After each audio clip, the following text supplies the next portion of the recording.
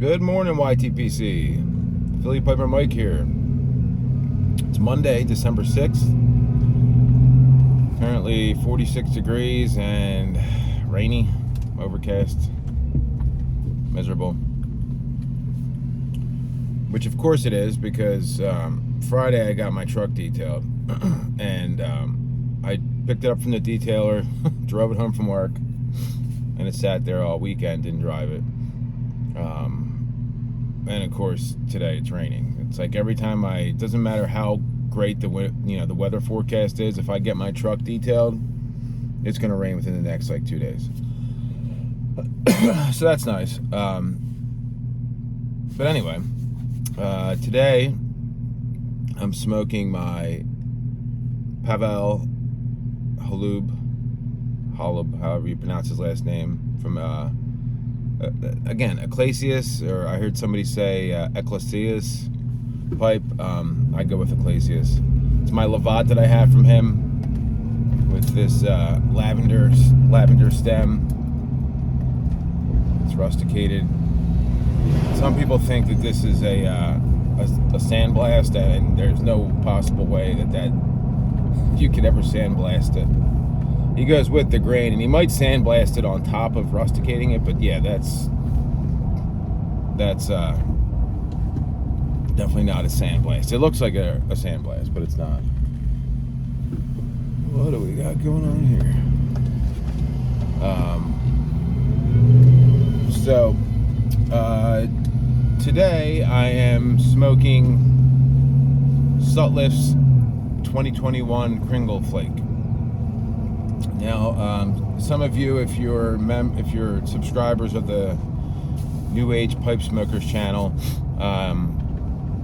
you might have saw yesterday I did a side-by-side review of the 2020 Cringle Flake and the 2021 Cringle Flake. But I still wanted to just do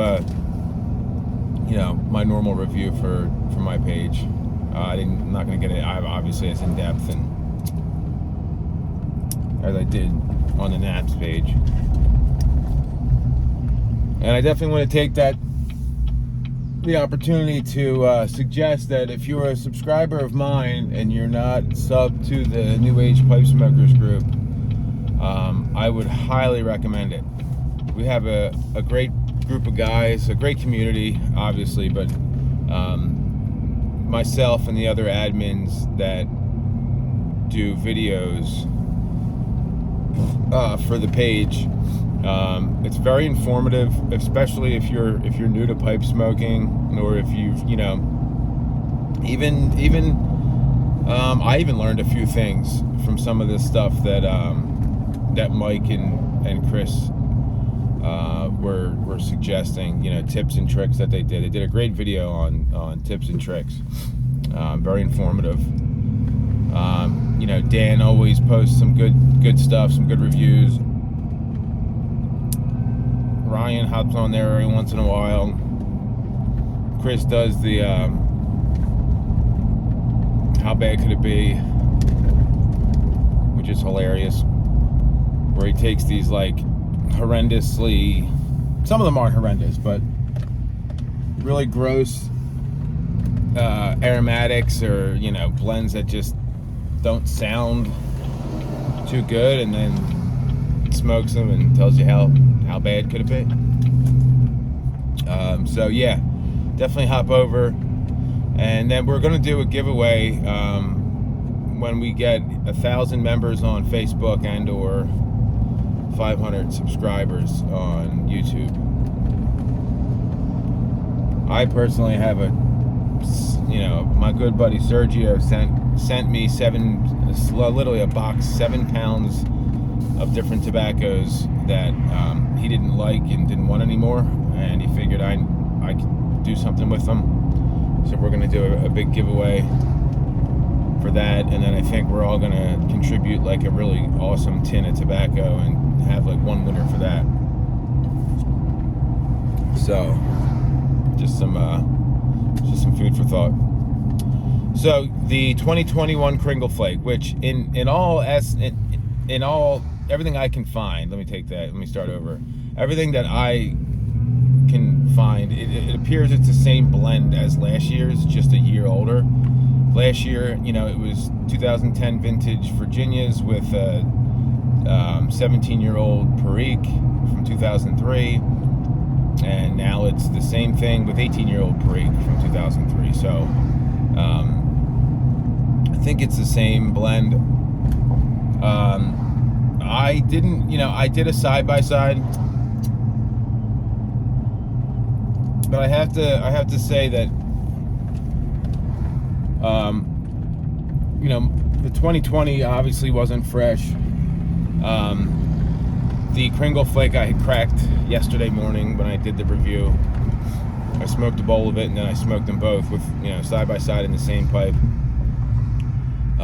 If I really wanted to get nitty gritty and get down to like a true comparison, I would still have to. I think I have one tin of the 2020 uncracked. I'd have to crack that, and it would still be different just because you have that extra year of age on it.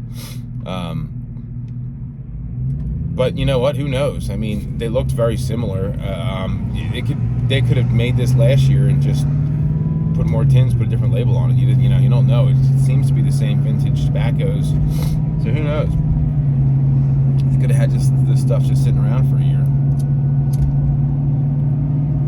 And the only difference could be that I had it jarred.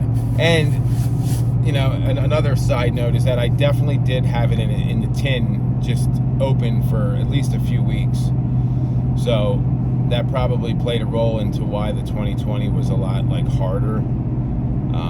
It wasn't nearly as moist, obviously, as the fresh stuff, but this is good. If you like red Virginias, if you like vapors, I think you'll like this. It definitely has that red Virginia tang, that kind of vinegary, a little bit of a bitterness, but not in a bad way. But then it's rounded right out with the sweetness from the Perique and you know, that stewed fruit, plummy, you know, stone fruit type of stuff that you get from Perique. I felt that initially this was spicier, and the 2020 was a little duller on the Perique, and then once I like went back and forth, I kind of changed my thought about that. But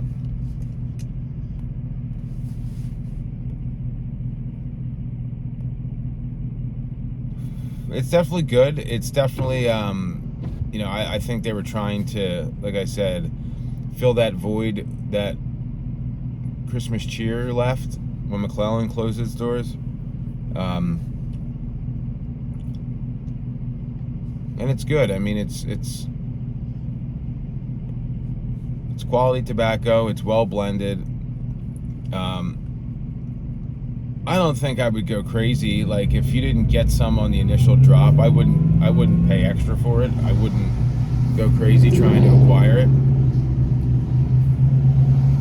It's good. It's not great.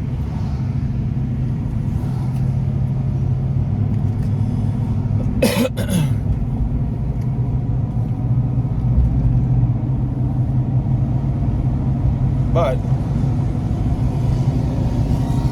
if you love that like McClellan type of vinegary, ketchupy, red Virginia blend, you'll love this.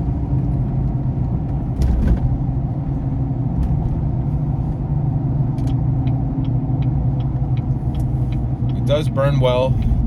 I let this sit out. It's weird. I let it sit out for about a half hour, 40 minutes. And I feel like that dry time definitely made it lose a little bit of that tanginess.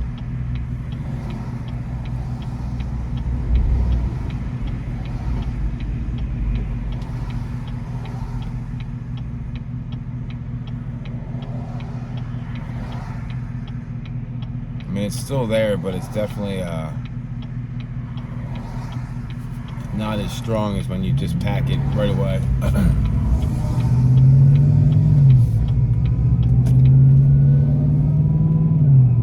I also think that the pipe you smoke it in has a lot to do with it. I was getting more out of this blend yesterday in well broken in pipes with a little bit of a taller bowl.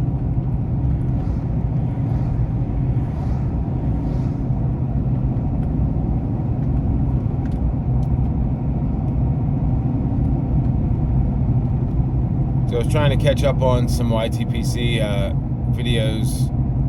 I watched Timber Drifter, his video from like a month ago. I hadn't seen him in a while. I was searching for him.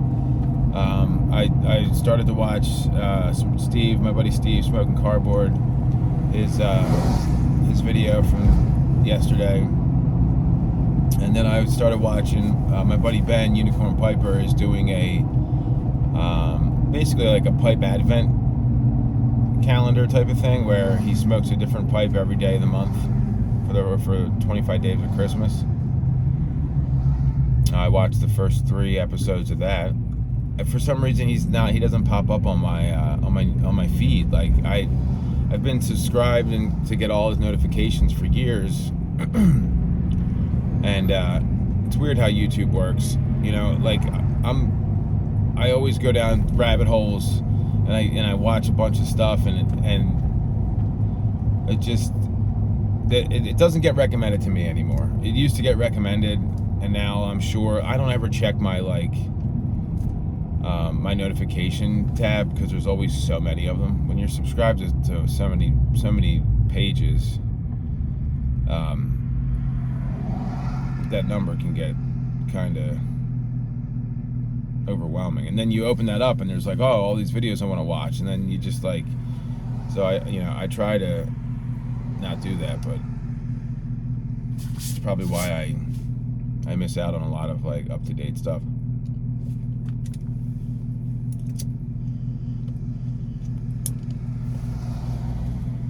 We had a great virtual pipe club meeting. Jim Amish, Jim Inks, as you would probably know him, the tobacco reviewer extraordinaire, was our guest. What an interesting guy! What a great guest! I could have listened to him for days. Just a really good guy, really interesting, interesting guy. The amount of tobacco he's smoked, he's done 2,800 reviews, and almost all of them, if not all of them, he actually had rewritten and updated, which is just mind-boggling. It took him like 6 months to update his reviews. And he does it just to, he doesn't get paid for anything. He doesn't take money for anything. He won't do a review if somebody wants him to say certain things. He just does it for the community. He does it just to give back to the community, and to give his completely unbiased, honest review. And there's a lot of blends he hasn't tried. He hasn't. I think he smoked only 1 Ashton's. Surprisingly, he's like, there's tons of C&D blends that I haven't tried. He's like, there's a lot of stuff that I have not tried. Because a lot of them he won't buy. He couldn't buy them all. He would go broke. He'll trade. He'll buy some. And then he'll trade for other ones. And if there's a review he wants to do. So that was awesome. Really hope.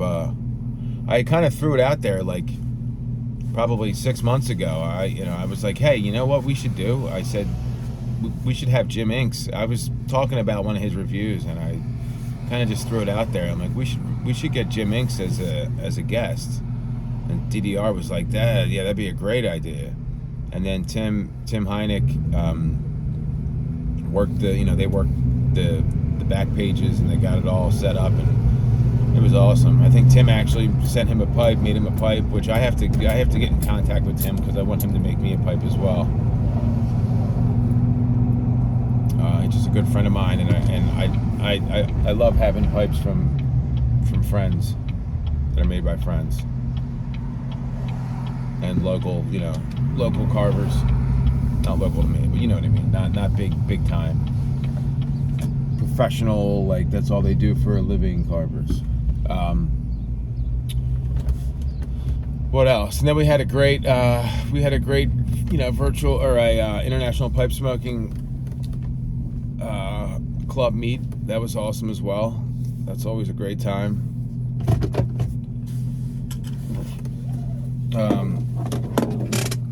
Last night we went.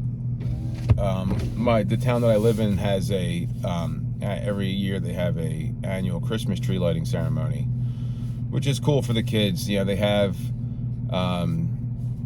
Santa comes, they play music, they give out like cookies and hot chocolate and coffee and candy canes and Santa hats. Santa comes, the Grinch is there, and then they do a countdown and they light the Christmas tree. So we took all the kids up to do that. That was a blast. Excuse me. And then I think this weekend coming up, so I have 2 birthdays this week. My son's birthday is Wednesday. He'll be 14. And then my wife's birthday is on Sunday.